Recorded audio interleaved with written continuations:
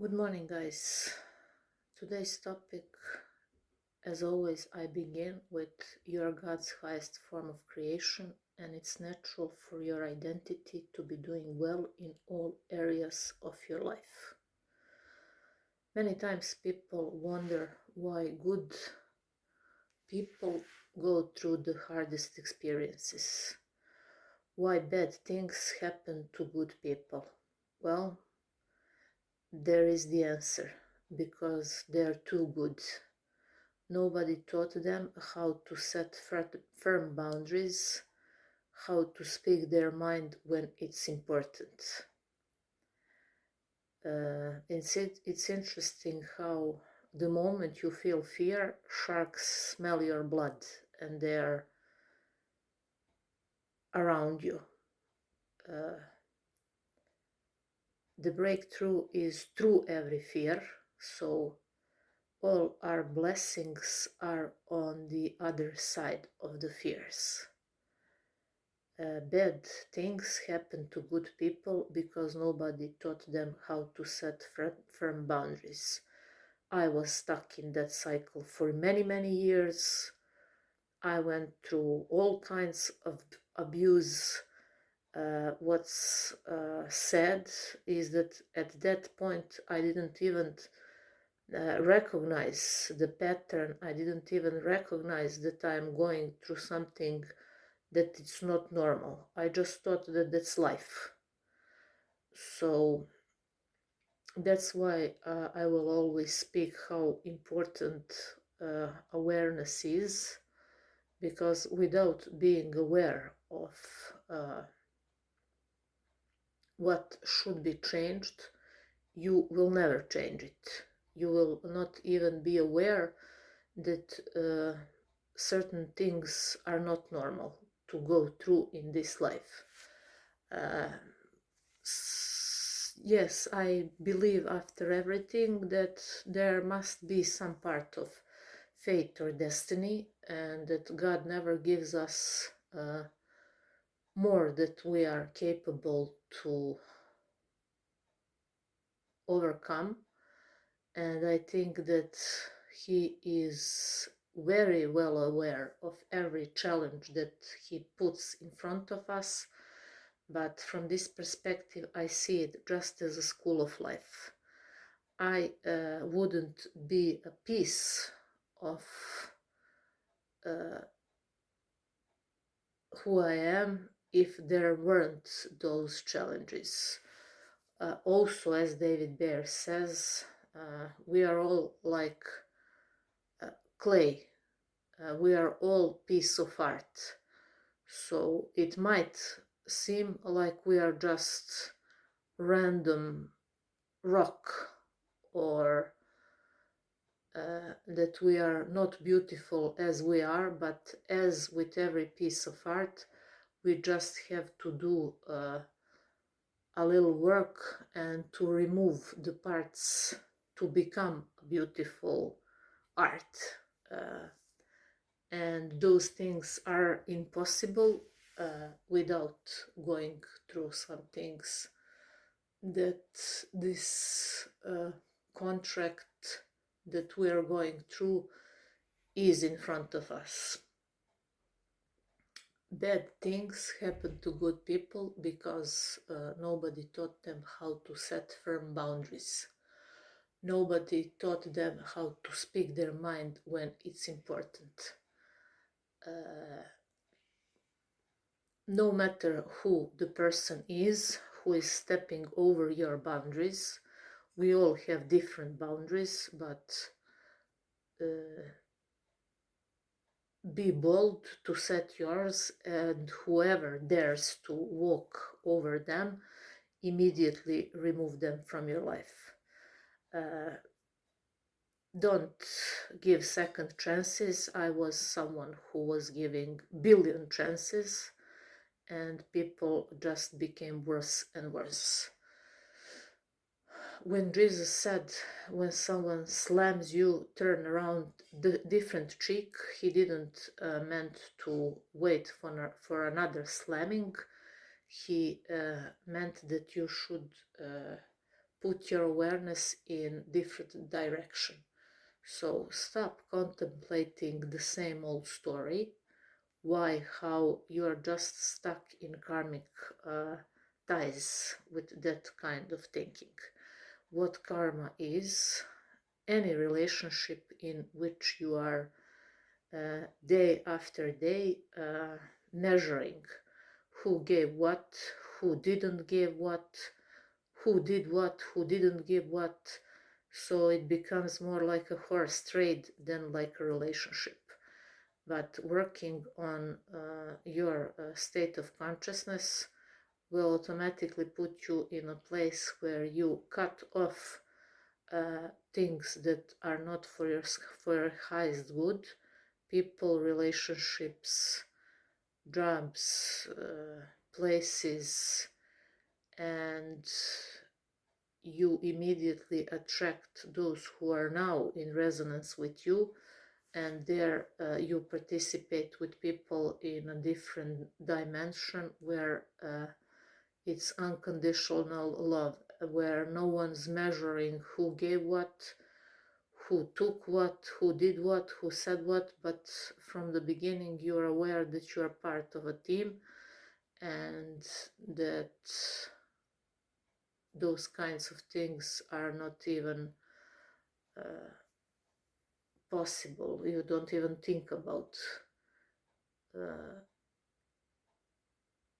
complicating things that God made for pleasure and for fun and for enjoyment. As I said, the moment we feel fear, sharks smell blood. The point is, it's impossible to avoid fear. It's encoded in our DNA, but what we should all do more is feel the fear and do it anyways, whatever it is. To speak up your truth, to confront someone you were avoiding confronting because you were afraid of consequences. And that's what keeps many people in unwanted situations. But if you were brave and had zero fear to face the situation, there are always two options. One, people will accept and you will work through together. Two, that person will disappear from your life. And it's much better to disappear from your life because that's how the cosmic algorithm works. As well as you have algorithm here that follows where you place your attention and what you're watching, and it's giving you more of it. In the same way, cosmic algorithm is working. The more you ponder, the more you think of, the more your state of being is in resonance with certain things, the more you will attract them by the law of life. So certain people falling apart from your life, if you are doing the work and elevating in your state of being, it's a must that they will simply be removed from your life because you are no longer at the same level. Only if so, there are two scenarios. One, you will constantly put yourself back down where they remain if they didn't grow with you, or two, they will also follow you and elevate with you. That's the only way how you can continue on this journey together.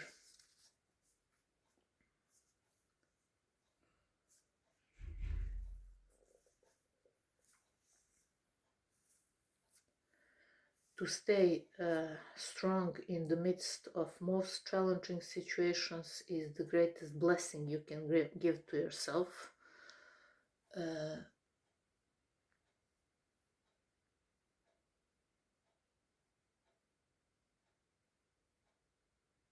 How you put yourself in a place of empowerment Well, by elevating your awareness and knowing that no matter what, life has your back. And that no matter what, you are God's highest form of creation, and it's natural for your identity to be doing well in all areas of your life. Unfortunately, many people were taught to shrink themselves, to think that they are unworthy, to think that they are not capable, when in fact every single soul comes to this journey as genius. But through the social conditioning and through the brainwashing of the outer world, by the age of 10, 15, most souls forget how powerful they are. And the good news is that we can always drop that and remember who we in essence are. Spiritual beings having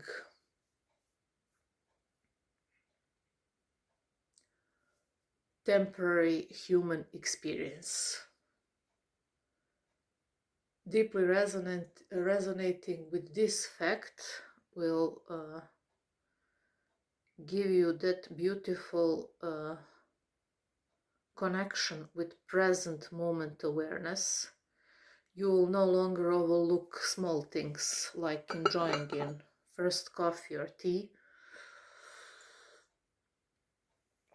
You will no longer be in a state of being, I'll be happy when, I don't know, when I find the love of my life, when I find better job, when I make more money, when I have better house, when my child finishes school, when my child graduates, when my child gets married, and so on and so forth. I'll be happy when culture is massive, unfortunately, because people didn't yet realize that if you're not happy here and now, you will never be. No matter, even if you, let's say, have your to-do list and you have 100 goals, and you every day are giving your best to every single one of them, check. Even when you came to that last number 100, immediately, if you are not aware, your mind will come up with another 100 goals list. And it's a waste of time and it's a waste of life. I think that even Eckhart Tolle said, I love his books and his genius. I like his approach to spirituality and life, and the way that he explains how people are doing the exact opposite of the things that they should do. So he has one beautiful quote where he says that most people are doing whatever they can to escape the now. Meaning, if I'm not content with this morning and with speaking, and if this is just something that I'm running away from other things, it's a waste of breath, waste of time, mine and yours.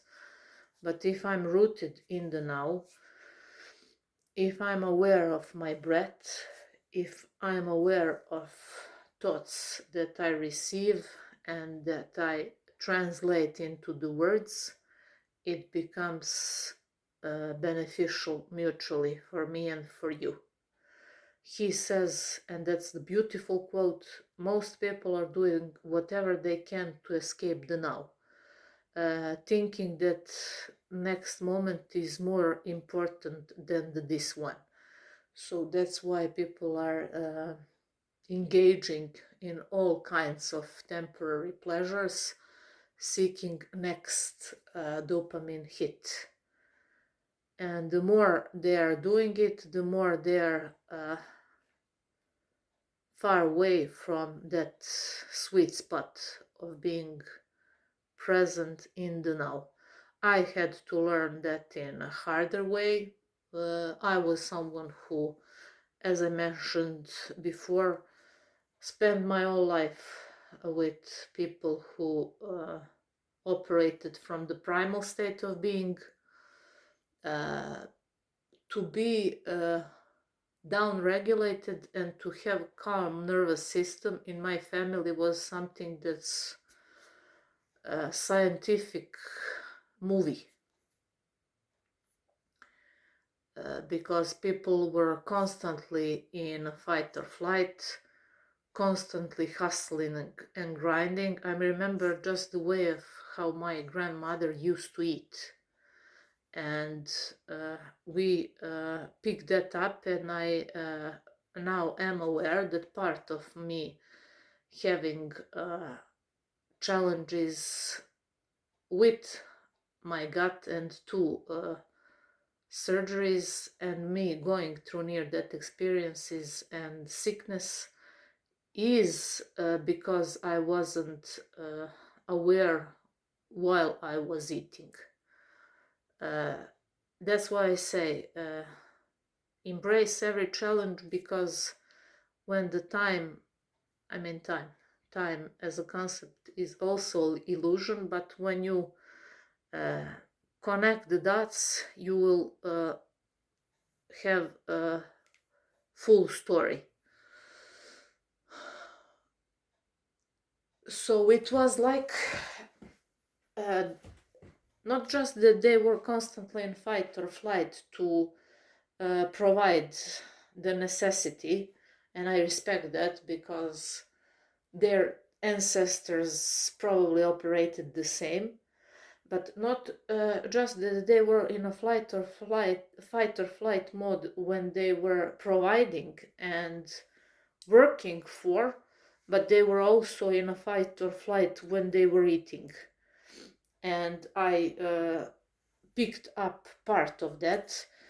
I became aware of and present and enjoying in the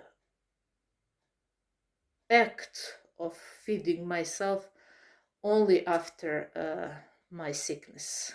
So it turned out that my sickness was the greatest blessing. I am now aware that because our gut is our second brain, and I was constantly criticized during my life. This you didn't do well, this should be better, that's not good, you are not doing that in that way, that should be run this way, done this way. So constant criticizing fucked up and messed up my confidence. I had no idea how confidence feels until I had to rewrite the story and to learn that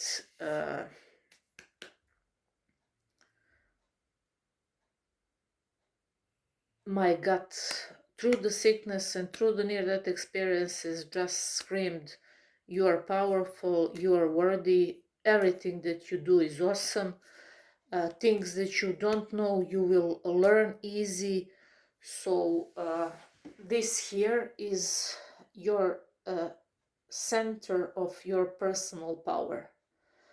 I have cut and scar from my chest till my belly button,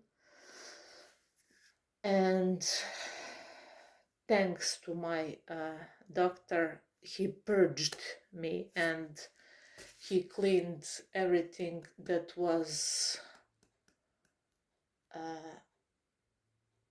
like some clutter inside. Clutter meaning I was fed with unworthiness, others are better than me, something's wrong with me, because when someone's constantly criticizing you, you eventually become a person who thinks that everything you do is wrong, and eventually something is wrong with you.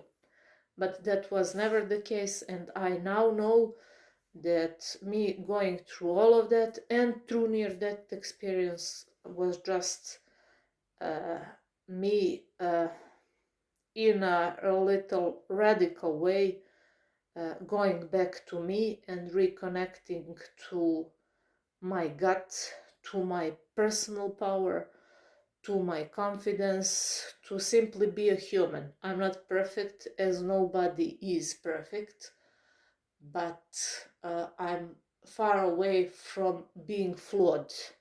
I'm far away from being something's wrong with you. You didn't do this good, you didn't do that good.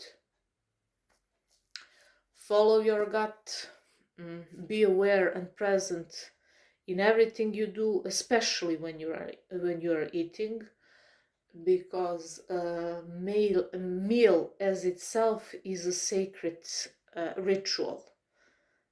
You're nourishing your body, you are sustaining this beautiful super organism that you are.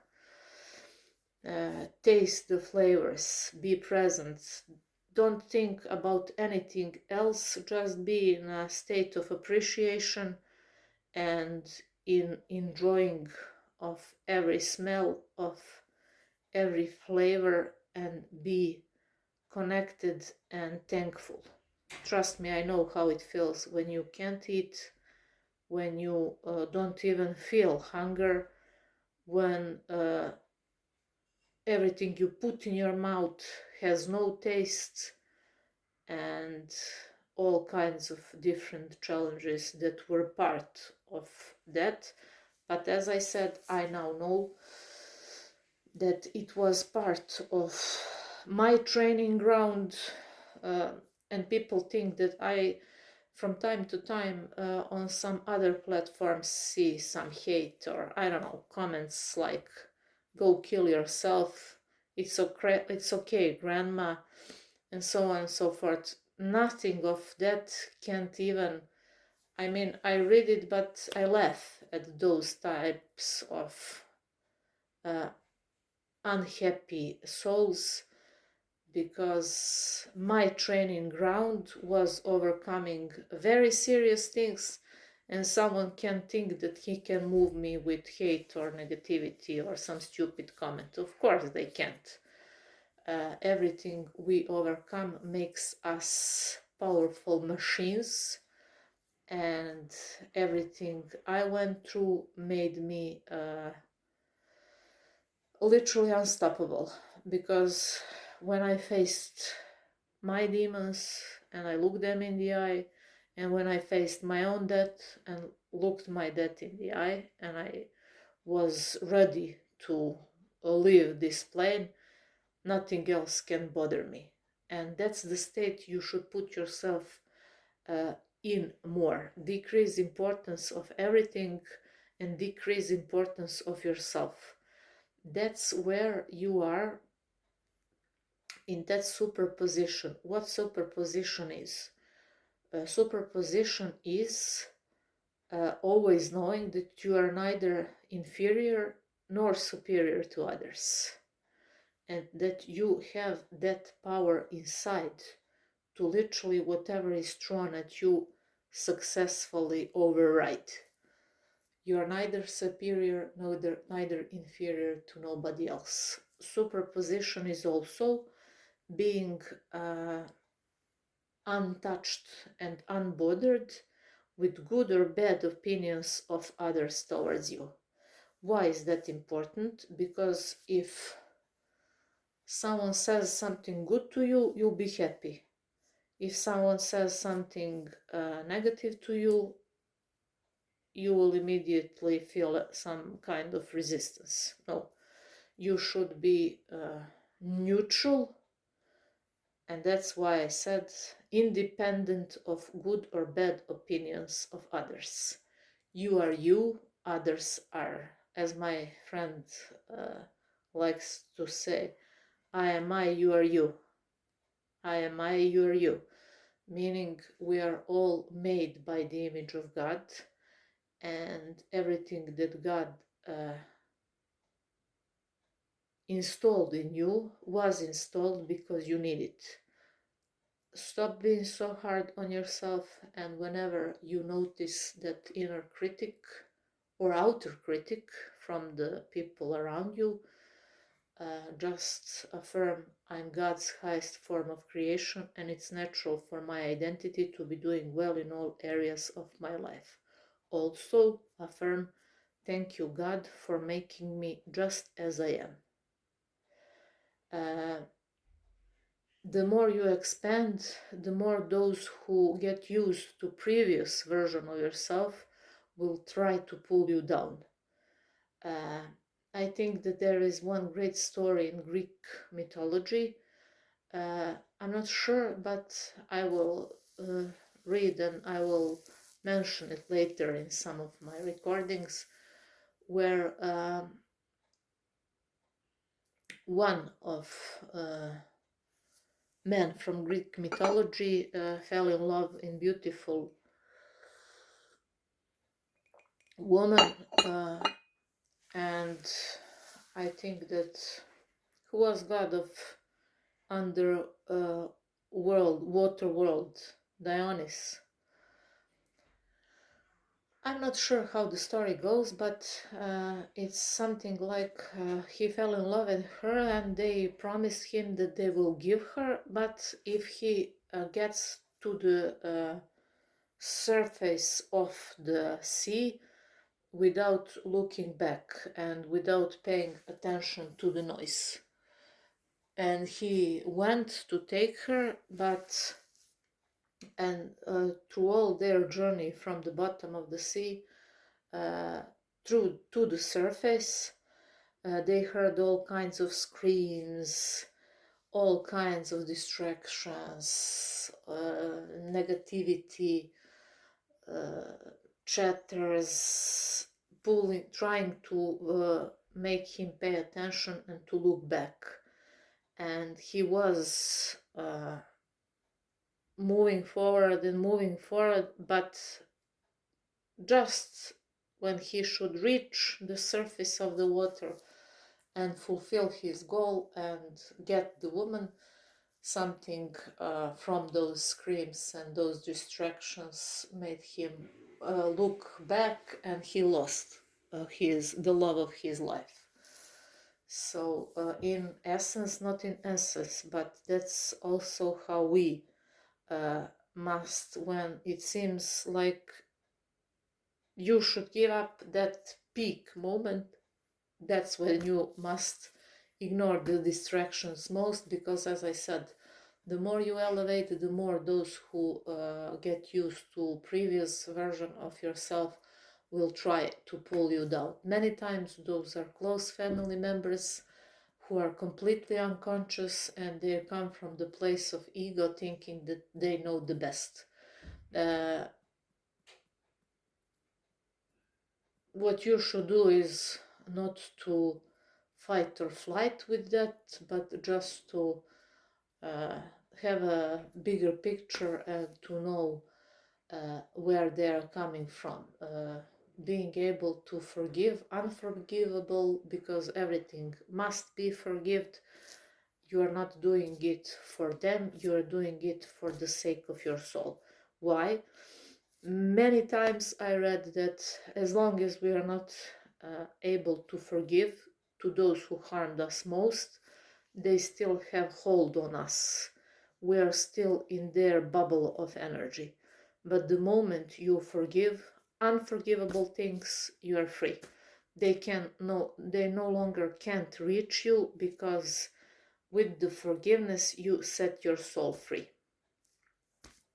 I hope this was helpful, and once again, you are God's highest form of creation, and it's natural for your and for my identity to be doing well in all areas of our lives.